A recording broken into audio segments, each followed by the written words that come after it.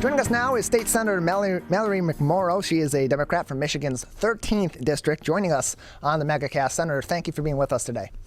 Hey, Tyler. Good morning. Thanks for having me. Good morning to you as well. Thanks for coming on. So recently you tweeted saying, quote, "In Michigan, horror on the world stage is horror at home. I stand with our Ukrainian-American neighbors. The United States has always stood firm against authoritarian regimes and must stand together against Vladimir Putin, a man who will stop at nothing to watch democracy fail." Can you talk about the invasion of Ukraine and President Putin and why this is such a blow to everyone, including people right here in Michigan, despite this the crux of this issue being hundreds of thousands of miles away from us?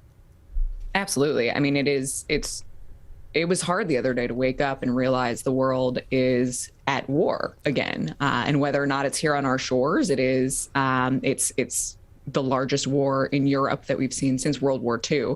And Michigan does have a significant Ukrainian-American population, including here in Oakland County, right here in our district. We have thousands of residents who have family in Ukraine. So it really is an attack on Michiganders and people who we love and who are our neighbors.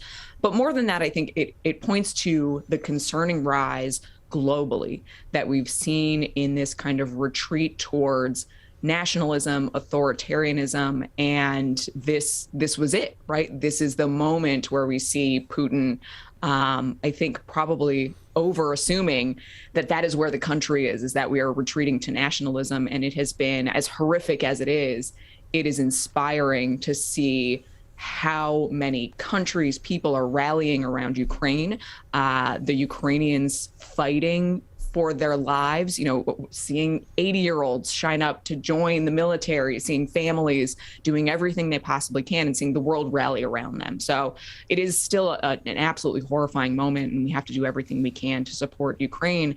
But I think also reassuring that democracy is worth fighting for, and the world is going to come out to fight for democracy.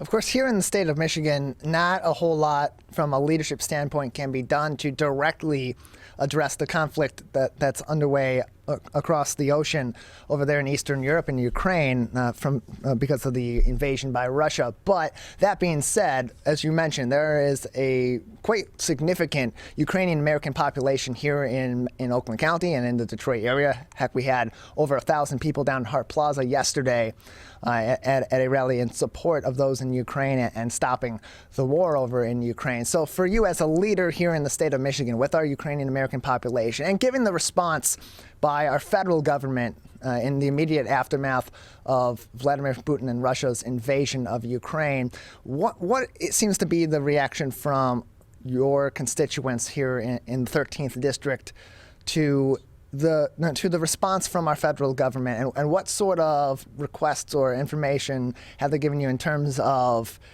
their opinion on the response? And is it enough? Does it seem to be enough in their opinion of an effort from us here in the U.S. to protect our allies in Ukraine? Yeah, I will say, I've been overwhelmed by the number of constituents who have reached out and just said, number one, as your constituent, please make our stance clear that we stand with Ukraine against this horrific attack from Putin, this unwarranted attack. But then beyond that, people are just asking how they can help. I think that it's one of the things that we wanted to state pretty clearly in my statement is, although my role doesn't work on kind of foreign affairs in any regular basis, we do have a significant population here at home. So we are in touch with our Ukrainian community here in Michigan and in the district. We're taking a lead from them.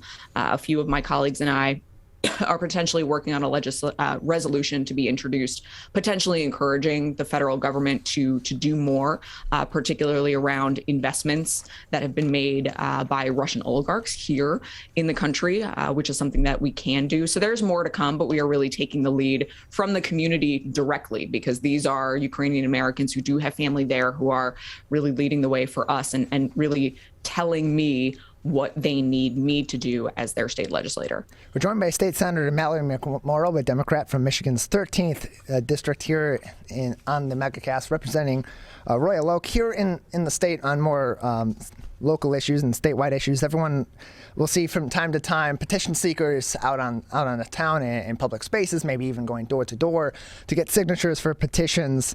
Sometimes those petitions are well-intentioned and maybe ever so slightly misinforming. Other times they may be deliberately misinforming. You and other colleagues of yours in Lansing are taking action on that, or at least attempting to take some action on preventing that, or at least giving some agency to those that sign these petitions to, if they come to realize that this information may not be what they thought it was, that they can pull their name from that petition. Can you give us some insight on this legislation that you and your colleagues have been working on? Yeah, absolutely. So just to kind of to set the stage quickly is here in Michigan, I think that the petition initiative process is a very powerful tool that we have worth protecting. And it is one that not every state has, where residents can take action to put an issue on the ballot if they feel like the legislature is not taking action. This is the process by which we got the Independent Citizens Redistricting Commission to finally take the drawing of our congressional and legislative lines out of the hands of legislators. It's also how we legalized recreational marijuana.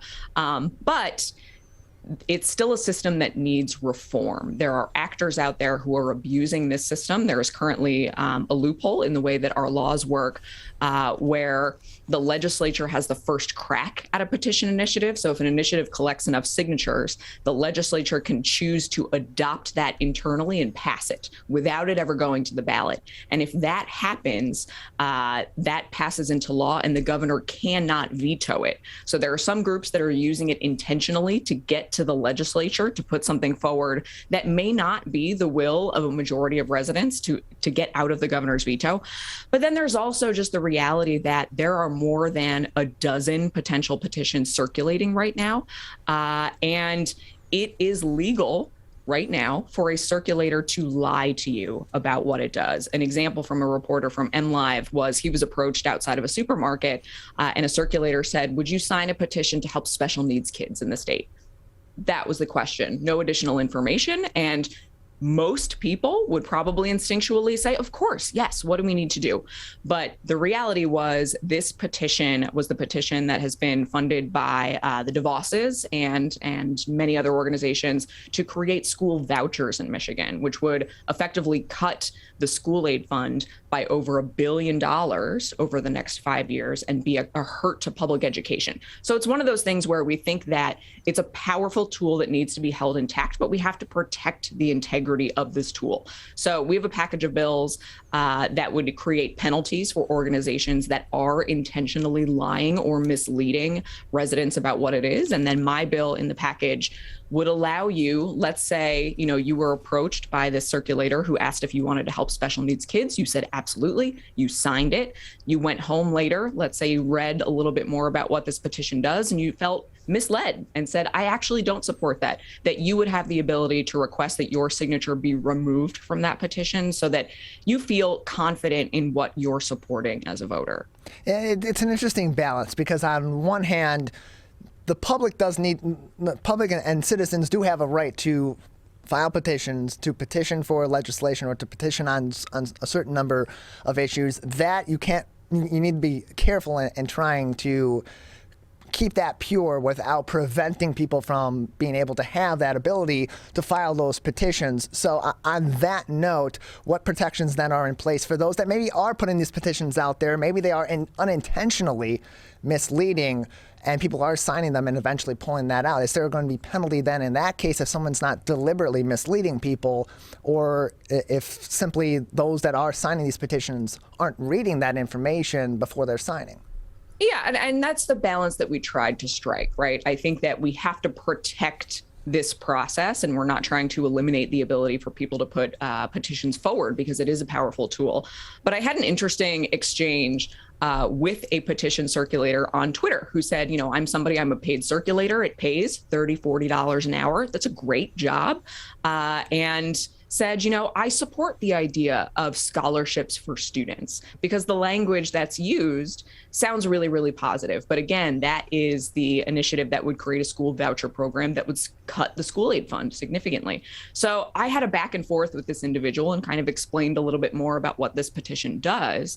And I think that highlighted a really important point, is that a lot of the people actually doing their circulating may not know. You know, some of these petition initiatives are really wonky. And unless you know the policy inside and out, you may, A, want a good job that pays well and you're good at doing it, and B, think fundamentally, yeah, I do agree with this. So that's why in our package, we want to make sure that the penalties are on the groups responsible for educating the circulators about what this is and being upfront about what it does, and ensuring that the language is readily available, and not necessarily punishing people who are looking for good jobs who may unknowingly be sharing the wrong information and not doing so maliciously.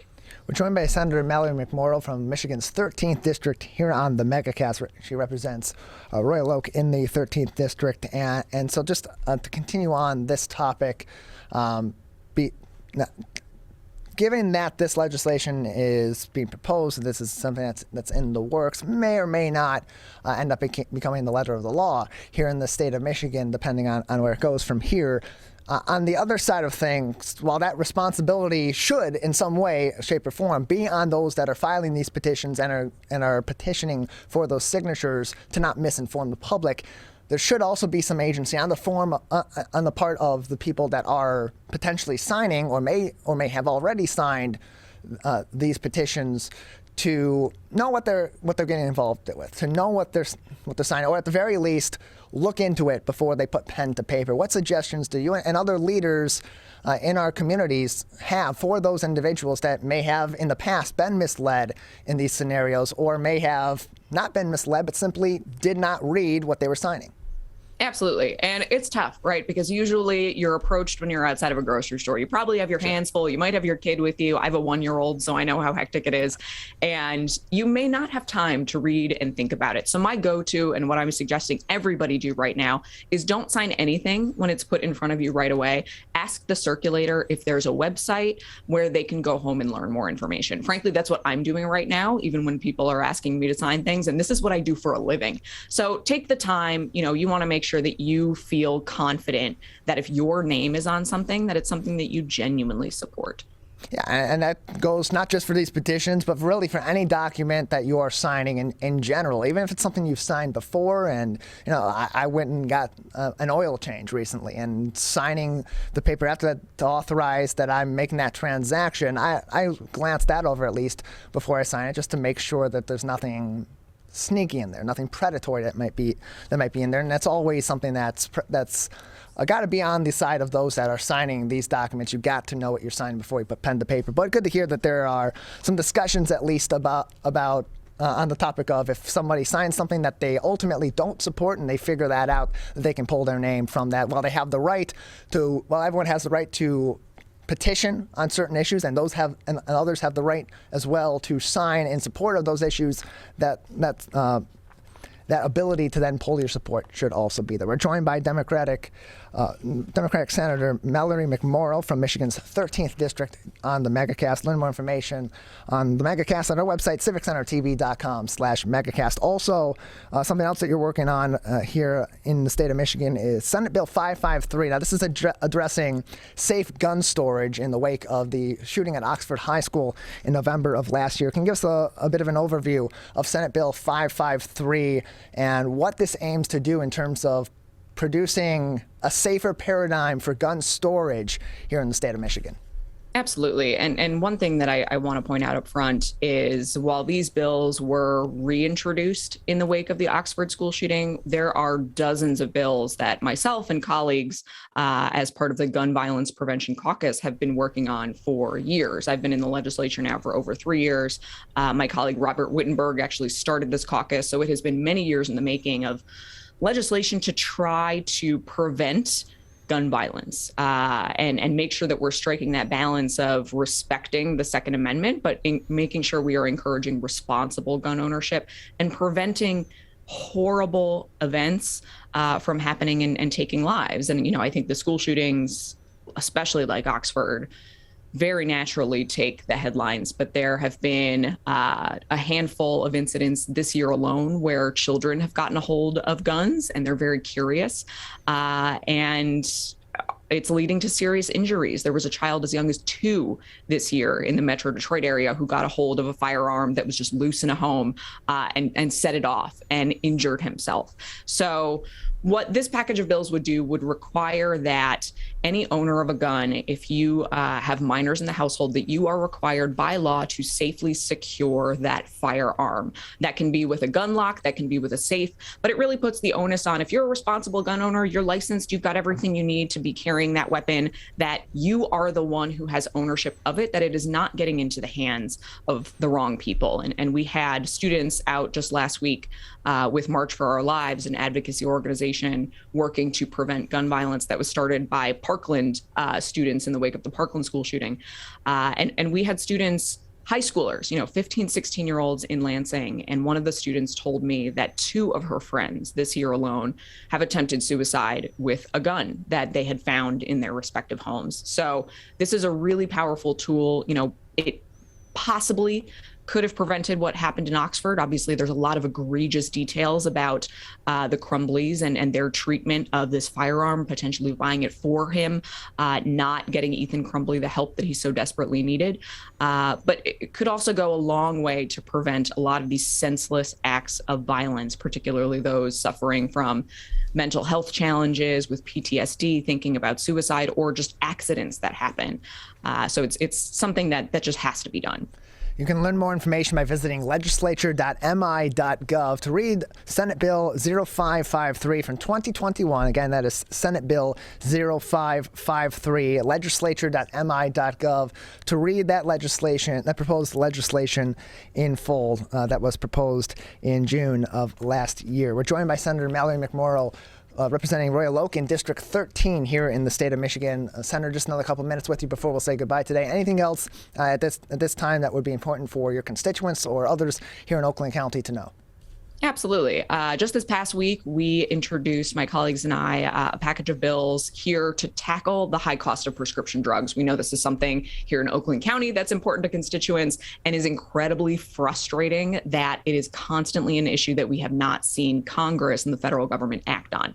So we introduced legislation that would create a prescription drug affordability board here in the state of Michigan that would really replicate what we see with the Public Services Commission that currently operates to oversee utility costs. The utility providers have to submit their rate cases to the Public Services Commission for approval. And if there's an egregious rate increase, the commission has the power to act. So this would create something similar for prescription drugs and create a forum where drug manufacturers could come, they could defend, they could say why a drug is priced the way it is, but would potentially give us a very, very powerful tool to bring the maximum cost down for Michigan residents here. And it's something that multiple other states have done so far. And we are optimistic that this will be really impactful for our residents. And we're hopeful that it moves forward. Senator, thank you very much for joining us, giving us some insight into legislation that you're working on, other things that are in the works as well, and some insight on our Ukrainian-American response to what's going on in Ukraine with the Russian invasion on today's MegaCast. Thank you very much. Of course. Thank you, Tyler.